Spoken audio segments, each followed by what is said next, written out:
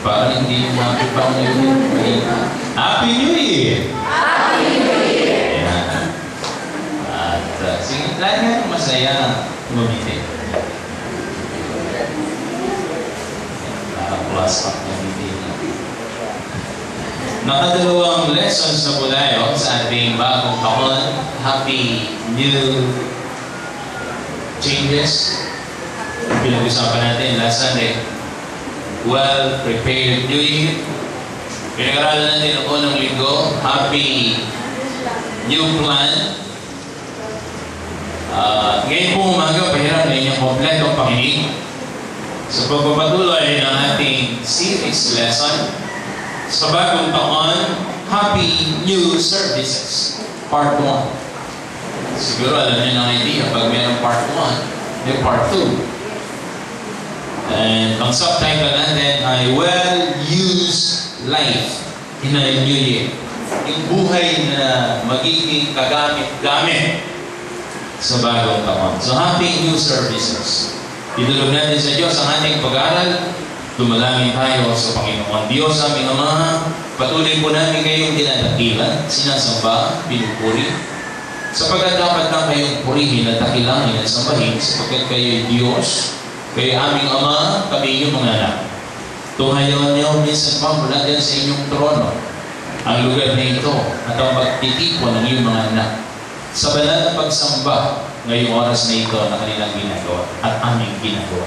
Nais namin nahandog ang pagsambang ito. Kaya minsan pa nais namin kayo ang mangusap, kayo ang magsalita, kayo ang magturo, kayo ang maging tagapagsalita namin. Nais namin madinig kayong tinig lamang. Nais namin ang kaliwanagan ninyo minsan pa ang tumanglaw sa aming mga puso at maghari sa aming buhay. Matanyag kayo, malitaas kayo at patuloy namin kayong sasambahin, mamahalin at pupurihin. At ang inyong kapangyarihan ang sumama sa amin at magpaunawa sa amin ang lahat ng dapat namin maunawaan at matutunan at sa magitan nito ay mahilapit ng aming puso sa inyo. Patuloy namin kayo mamahalin at sasambahin ang aming Ama. Tanggapin niyo ang pagsambang ito, pagpalayan niyo ang pag-aaral na ito. At salamat po sa pagdinig sa panalangin ito, hinihingi namin sa pangalan namin Panginoong Yesus. Amen. Maraming taong nagsasabi na ang isa sa mga pangunahing sikreto sa tagumpay o yung tinatawag natin greatness in life is connections and influence. Pag marami kang kakilala, may influensya ka, medyo guaranteed na ang success o greatness ng buhay mo. Subalit, ang sinasabi ng Diyos is what is going to last is service. Yung talagang mananatili, yung talagang nagbibigay ng greatness sa tao ay yung kanyang mga ginagawang paglilingkod. Kasama yung mga pagsasakripisyo o yung acts of sacrifices. Kaya mo nagkakaroon ng mga kilalang tao at mga bayani sapagkat gumawa sila ng mga gawain ng paglilingkod. Higit na paglilingkod, hindi lang para sa kanilang sarili, kundi para sa iba. Ang sinasabi ng Panginoon, the secret of a great life is you are never going to be great, something like that, until you learn to serve. Until you learn to serve. Matthew 20:26. But whosoever will be great among you, let him be your minister or servant. Whosoever wants to be great, let him be a servant.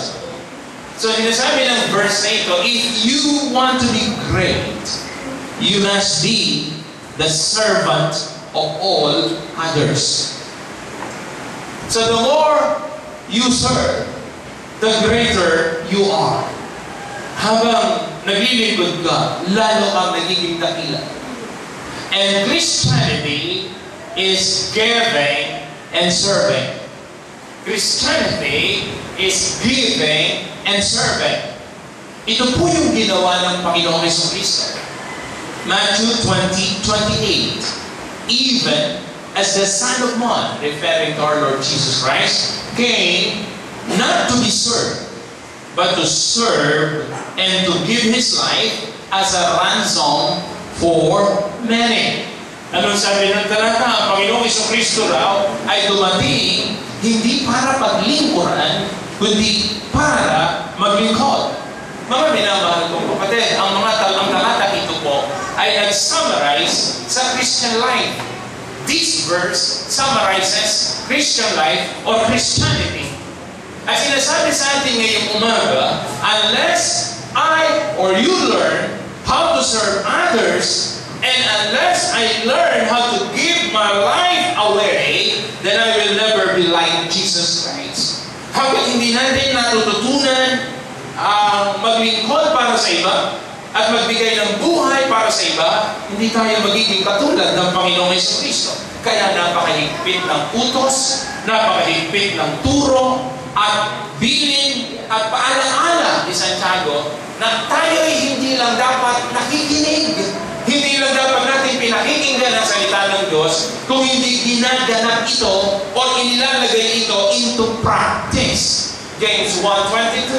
But be you doers of the word and not hearers only. So ayaw ng Diyos, mga kapatid kong minamahal, na pinakikinggan lang natin ang salita ng Diyos.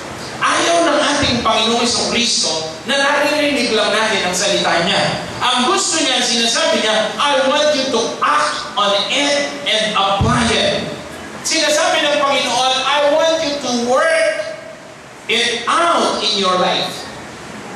Huwag niyong pakinggan lang. At ang pinaka-top priority o ang sinasabi ng Panginoong Jesucristo ngayong umaga is the top priority in my life and in your life pagkatapos nating mahalin ng Panginoon at pagkatapos nating makilala siya should be serving other people. Pagkatapos nating makilala ang Diyos bilang Panginoon at tagapagligtas at pagkatapos nating maunawaan ang kanyang pag-ibig sa atin at inibig din natin ang Diyos, ang susunod dyan ay dapat maglingkod para sa iba. Bakit sinabi ng Panginoon dito? And why should I give my life to serving God and others? Number one, because I was created for service. And you were created for service. Bakit kinakailangan ang aking buhay ay ibigay ko sa paglilingkod sa Diyos at sa iba?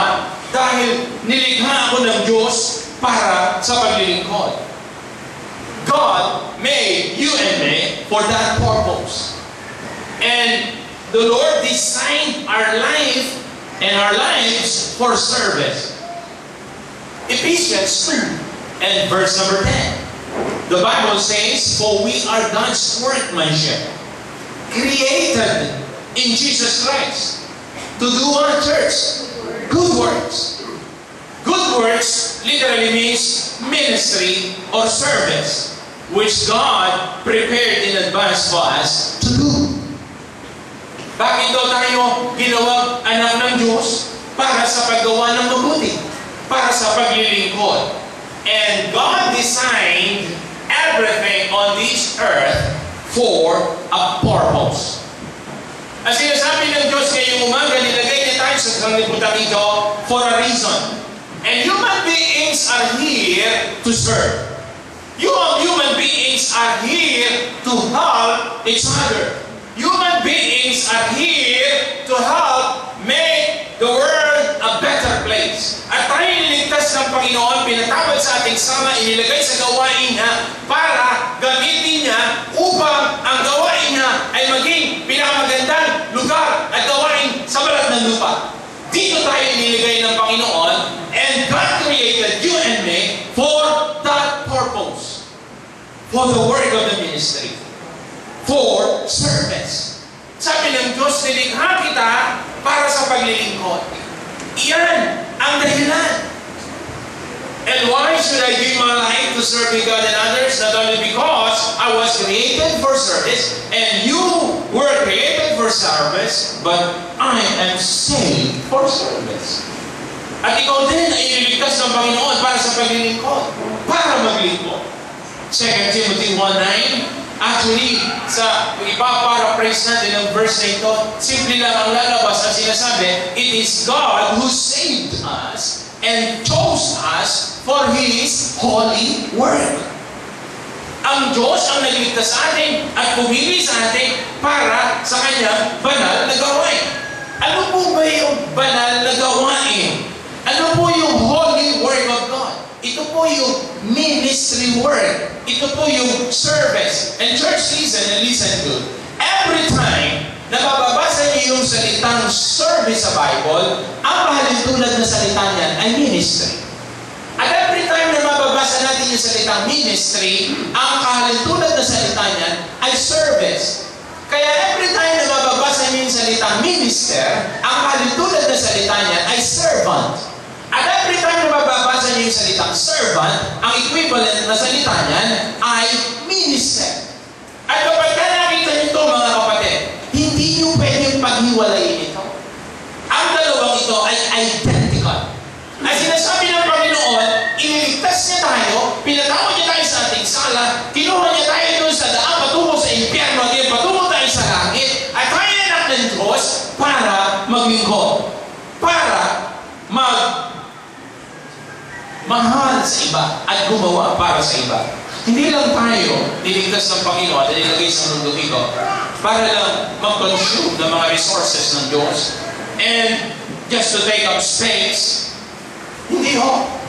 Hindi lang tayo niligay ng Diyos, binigyan ng buhay, at higit sa lahat binigyan ng buhay na walang hanggan para lang mag-enjoy ng mga bagay sa mundo nito. Hindi lang para kumain, hindi lang para matulog, gumising, magtrabaho, mag-aral, mag-Facebook, kung ano-ano. Kumain ng kangkong at manok. Minsan, magkaroon dapat ng mga konting pag-analyze. Gano'n na kayang karami, ilang kilong manok kaya ang nakain ko. Wala na ako pinanganak. Gano'n kayang karaming tagpos ng kamote at kangkong ang nakain ko. Gano'n na kayang karaming resources ng Diyos ang nakonsume ko. At hindi lang tayo iligtas ng Diyos para mag-consume ng lahat ng yan. Gano'n na kayang karaming verses sa Bible ang narinig ko. Gano'n na kayang karaming preaching ang narinig ko. Gano'n na kayang karaming Sunday school lessons ang napakinggan ko. Gaano na? Inaalaw tayo ng Diyos na ma-experience natin ang lahat ng yan. Well, dahil sa isang toy na dahilan, gusto ng Diyos, mag-mature ka, lumakas ka, lumago ka. Physically, gusto ng Diyos, magkaroon ka ng mga muscles na kailangan mo para ma-accomplish mo yung lahat na dapat mo ma-accomplish. Spiritually, ang dahilan kung bakit gusto ng Diyos, nandyan ka, pupunta ka dyan, nakikinig, nakakabasa, gusto ng Diyos, mag-mature tayo spiritually. So, for us to reach the level of maturity, napakahalaga niyan sa Diyos. Ang lahat ng dahilan kung bakit gusto ng Diyos tayo malusog tayo, malakas tayo, masaya, both physically and spiritually, para magawa natin lahat ng dapat natin magawa. And the Bible teaches very clearly that maturity is for ministry. Maturity is for ministry or service. Napakahirap kasi mag-serve at napakahirap gumawa ng isang bagay sa mga physical at material na area ng buhay kung materially o physically hindi ka capable. At the same with spiritual. But maturity is never an end in itself. Napakasarap mapakinggan at marinig at sasabihin ng Kristiyano, gusto mo maging mature na Kristiyano. And that will be great. Gusto kong maging Kristiyanong malago. But church, listen and listen good. You will never be a mature Christian until you start ministering or serving. You will never be a mature Christian until you start doing service for God and other people. Maturity or ministry is for mature people. Maturity is for ministry. Ang goal ng Christian maturity is ministry work. Kaya ang dahilan kung bakit ang Diyos Naglalagay ng mga tagapagturo, ng pastor, ng evangelista, at naglalagay ng mga propeta ng una at mga apostol. Ang dahilan para ang mga Kristiyano ay mag-mature. Ephesians 4:12. For the perfecting of the saints. Of course, ang verse 11 niya, nasabi, He gave some apostles and preachers and pastors for the perfecting of the saints. Ang salitang perfect, ang equivalent talaga yan is maturity or maturing, for the maturing of the saints. Bakit nakikinig tayo? Bakit tayo tinuturuan? Bakit tayo pinupuntahan ng pastor sa mga Bible study points natin? Bakit tayo pinipilit na makapakinig ng salita ng Diyos para ka mag-mature? For the maturing of the saints. Kasi sumunod na praise for the work of the ministry. Hindi ka kasi pwede makapag-work kapag hindi ka mature. Hindi ka pwede makapag-serve. So why else should I be giving my life to God at sa ibang tao? Well, number one, because what? Ano po? Dahil kinakay tayo para sa paglilingkod. Nandiyan ba kayo? Number two, I was what? Saved for service. And why else? I've been called, and you have been called by God to service. That's the third reason. Ang sinasabi ng Bible, mga kapatid kong mahal, yung call to salvation and the call to service are identical. Hindi pwedeng pag-iwalayin. Kaya yung moment na sinabi mo sa Diyos, na sinabi mo, gusto ko pumunta ng langit, gusto ko mapatawad ang aking mga sala, yun din yung oras na sinasabi mo, gusto kong paglingkuran at sundin ang Diyos sa lahat ng oras sa aming buhay. Ito pong dalawang ito is indistinguishable or not indistinguishable. Hindi mo pwedeng ihiwalay. Kapag sinabi mo, Panginoon, gusto ko pumunta ng langit, patawarin mo ako sa aking sala. Kasunod niya na sinasabi mo, willing akong mag-serve sa inyo sa lahat ng araw sa aking buhay. And church season, are you still with me, church? Amen. Konting lakas. Amen. Kung anak ka na ng Diyos, kung Kristiyano ka na tinanggap mo na ang Panginoon, tinawag ka to ministry, to service. Automatic yan. Ang sinasabi ng Bible, lahat ng Kristiyano is called to serve. And every member of God's family is a minister or servant. Hindi nga lahat pastor, pero lahat servant, lahat minister. Ano ba yung minister? Ano ba yung servant? Yung servant is someone or somebody who serves. And listen to this, and listen very carefully. Anytime you use your abilities, or kasama na dyan yung time mo, ginagamit mo yung talents mo, every time, anytime, na ginagamit mo yung skills mo, ginagamit mo yung gifts na pinagkaloob sa iyo ng Diyos, ginagamit mo yung mga resources na pinagkatiwala ng Diyos sa iyo to help other people in the name of our Lord Jesus Christ, then you are ministering to them. Baliktad na lang yan. Kapag naman pinagkatiwala sa inyo ng Diyos, yung lakas, buhay, resources, talents, gifts, skills, hindi mo ginagamit para makatulong sa iba, sa pangalan ng Panginoon, na hindi ka nagmi-minister, hindi ka pa nagsiserve. Every Christian is called to serve. Every Christian is called to serve. And why else should I give my life to serving God and others? So, bibigyan mo niya natin ulit. Number one, because created for service. Because I am saved for service. Because you have been called by God for service. And why else? We have been gifted for service. Hindi niya tayo binigyan, o Diyos, hindi niya tayo binigyan ng mga talento at kahusayan at resources at time and talents para i-spend lang ng ating sarili, gamitin ng ating sarili at pagkatapos mag-retire tayo, pagkas mamatay. Hindi ho yun ang gusto ng Diyos. Binigyan niya tayo ng mga abilidad na ito para maglingkod. 1 Peter 4:10. As every man had received the gift, every believer had received the gift, even so minister the same one to another. Ano sinasabi ng verse na ito? Ang Diyos nagbigay sa atin, bawat sa atin ng mga special abilities. Ang sabi niya, be sure to use them too. Siguraduhin mo. Eh, pastor, wala ako niya. No, meron pa. Sabi, every believer, every man, God, receive the gift. Meron ka niyan. Kailangan niya ng Kristiyano, naglilingkod dapat.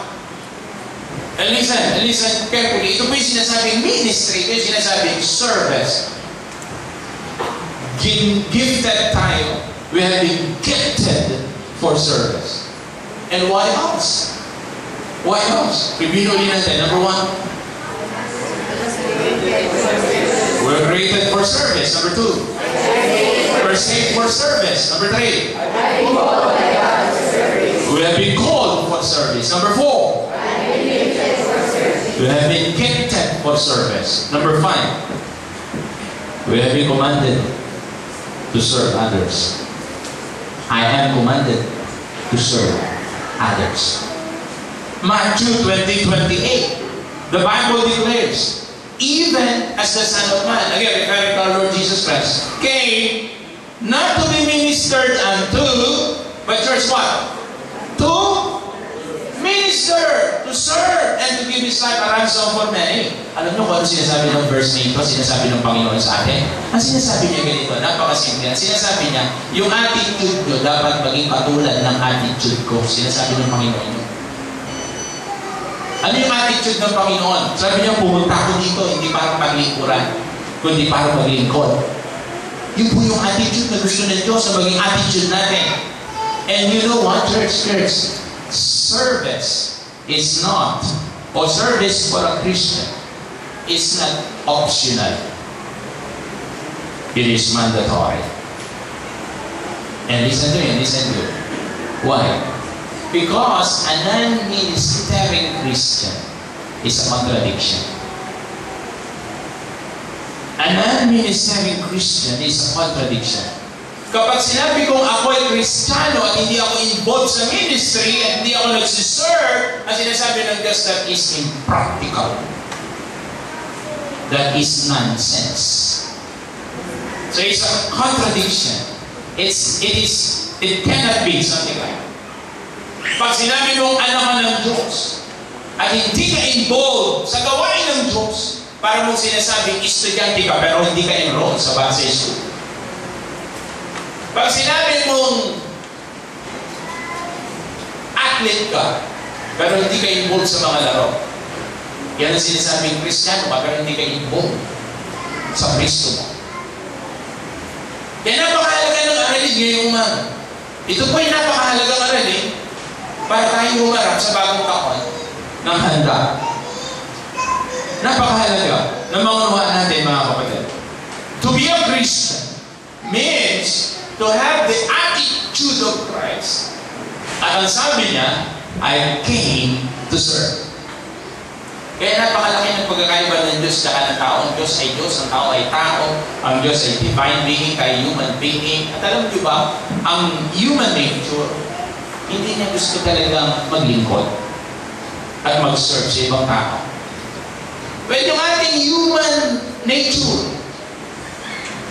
talaga na po, proven na po, na mas ayaw magbigay, mas gusto kumuha.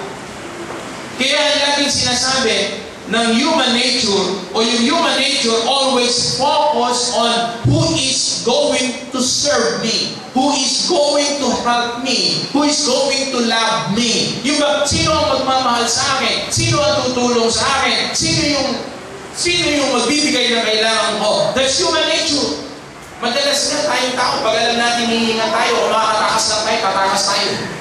Pag alam natin may maumutang, kung pwede na tayong lumubog sa lupa, gusto natin lumubog para wag na tayo mautangan. Are you with me, church? Kasi human nature does not like to give. Tanggapin nyo na yan. Ako tanggap ko na yan, takot tayo eh.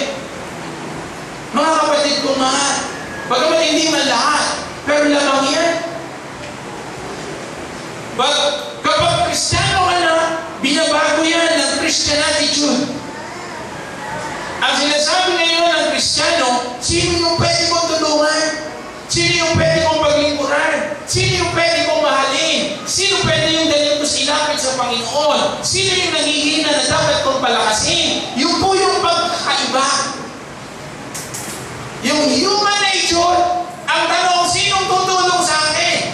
Yung Christian attitude and Christian nature, ang tanong, sinong tutulungan ko? Are you with me, church? Mga kapatid, kung nandun pa rin kayo at nananatili kayo dun sa who is going to meet my needs mode or stage, hindi ka pa lumalago. Hindi ka pa nagmamature. Nandun ka pa rin sa spiritual immaturity. Why? Because the mature Christian says, whose needs can I meet? Sino kailangan ang dapat kong tulungan? Why? Because ang klase ng Kristiyanong ganito, nare-realize niya that the more he gives or the more they give their lives away, then the more God bless their lives. Yung po yun. Bakit ganun ang attitude niya? Sino tutulungan ko? Sino mamahalin ko? Sino ang tutulungan ko para makatapos sa ganitong kurso? Sino? Sapagat nare-realize niya na kapag siya nagbibigay, hindi siya nawawalan. Kasi yun po yung blessing na ipinangako ng Panginoon. And I found out na totoo yan, mga kapatid kong mahal. When I worry about the needs of other people, you know what? God takes care of mine. Hindi po ito biro. Totoo po ito. Kaya kung kayo nakakatulong sa iba, ng mga anak at estudyante, guaranteed ang Diyos tutulungan yung mga anak.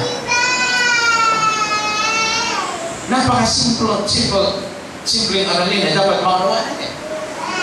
A mature Christian is interested in service. Well, alam ko matatalino naman kayo. Yung hindi interesado sa mga paglilingkod, alam niyo na kung anong klase yun. So, pero tutulungan pa rin at tinutulungan ng Diyos yan to reach the certain level of maturity para siya makapag-serve. Gusto ng Diyos nagsaserve tayo. And why else? Na dapat natin ibigay ang ating paglilingkod sa Diyos at sa ibang tao. Bago natin tingnan number 6, let's make a review again. Number 1. Created for service. We are saved for service. We have been called by God for service. What? We have been gifted by God for service. Number 5. The Lord God commanded us for service. And number 6, it proves that we belong to Christ. Romans 7:4. Ganyan din naman, mga kapatid ko, kayo ay namamatay rin sa kautusan sa magitan ng katawan ni Kristo upang kayo ay makisama sa iba sa mga tuwid bagay doon sa nabuhay na maguli upang tayo ay magsipagbunga sa Diyos. Ano po sinasabi ng verse na ito, mga kapatid? Tayo daw po ay naging bahagi ng katawan ng Panginoong Kristo at naging kasama tayo sa Kanya in order that we might be useful in the service of God. Alam niyo po ba sa New Testament Church, kapag kami na-welcome nila yung mga bagong members sa body ng Panginoon, sa family of God, sa church, ang sinasabi nila, welcome! Ang Panginoong Kristo ngayon ay may bagong mga mata para tumingin ang pangangailangan. Ang sinasabi nila, pag may bagong kumilala sa Panginoon, welcome nila, sinasabi, Jesus Christ now has a new pair of ears to listen to the hurts of others. Sinasabi nila, welcome! Ang Panginoong Kristo ngayon ay meron mga bagong kamay para tumulong sa iba. Kapag kaya nakakakilala ang tao sa Panginoon, welcome sa family of God. Sa church, sinasabi nila, welcome! Ang Panginoong Kristo ngayon ay meron mga bagong puso para umibig sa iba. Bakit? Kasi tayo'y bahagi ng katawan. And church, listen, ministry, not attendance, is evidence that Christ is in you. Amen. Hindi naman may dalawang Bible na upo ka, Kristiyano ka. No! Ang talagang ebidensya na si Kristo ay nasa iyo, nagsiserve ka. Amen. Parang ayaw nyo mag-serve.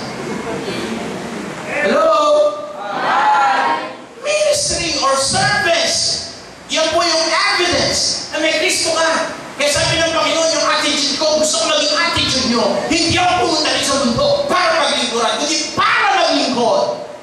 Ano napakamaraming Kristiyano, tamad talaga maglingkod. Talagang lagi napipilitan, pero lingkod na lang, parang laging digmaan, may struggle, ayaw umangon, giniginaw, ayaw maligo.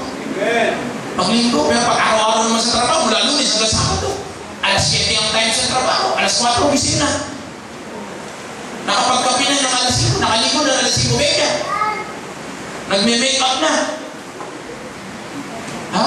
Bakit kaya gano'n? Pero yan ang human nature eh, ayaw mag-serve. Pero sabi ng Panginoon, kaya binapayagan kita mag-exist, bibigyan kita ng lakas, may mga nagtuturo sa iyo, may mga pinaparigyan ka sa salita ng Diyos para mag-work at mag-serve. Ephesians 4:11 and 12. And God gave apostles, prophets, evangelists, pastors, shepherds, and teachers. Bakit? To equip, to mature, the saints, the Christians, the believers, for the work of ministry. Kaya pala pinag-ministeryohan tayo, kaya pala tayo binipreachan, kaya pala tayo tinuturuan, kaya pala tayo in-encourage. Kaya pala meron tayong text brigade. Kahit sa inyo, nakakakinig ko sa inyo. Meron tayong nagte-text dito para umatin, para i-remind kayo. Bahit ang pastor ay nagtuturo araw-araw. Sabi ng Bible, para kayo mamaturo, lumago. Kasi hindi ka pwedeng maglingkod. Hindi ka malago. Lagi mong sasabihin, sino ba ang tutulong sa akin, sino ba maglilingkod sa akin, sino ba bibigay sa akin ito, sino ba ang gagawa nito para sa akin. Pag nandiyan ka pa sa stage na yan or mode na yan, hindi ka pa lumalago. Pero pag sinabi mo ngayon, Panginoon, sino ba ang pwede ko tulungan? Panginoon, may lakas pa ako, nakapagtrabaho na ako, 5 araw, may lakas pa ako, sino ba ang pwede kong bisitahin? Panginoon, biniles niyo ako, may sobra. Sino bang may nangangailangan? Ha? Kapag ka meron na kayo ng attitude, lumago ka na. Nag-grow ka na. Why should I give my life to serving God and others? Because I was created for service. I am saved for service. I have been called by God to service. I've been gifted for service. I'm commanded to service, to serve others, and it proves that I belong to Christ. Check your heart. Check your heart. Happy new services. Happy new ministries this year. This year. Look back and learn. Look ahead and plan. Tingnan nyo yung nakaraan. Siguro hindi lang yung 2011. Siguro yung nakaraang 5 taon. Anong ministry ginawa mo sa Panginoon noong nakaraang 5 taon? Mag-isip-isip. Pastor, wala. May kabyong. Look back, learn. Look ahead, and plan. Sinasabi ng Panginoon ngayong umaga sa inyong lahat, anong paglilingkod ang dapat mong gawin? Eh, pakulang. Mag-isip-isip. Gusto ng Panginoon. Dahil ang Kristiyano hindi naglilingkod sa Panginoon at sa iba is nonsense. It's impractical. Make a decision. Lapit ka sa Panginoon. Gumawa ng pasyahan ng paglilingkod.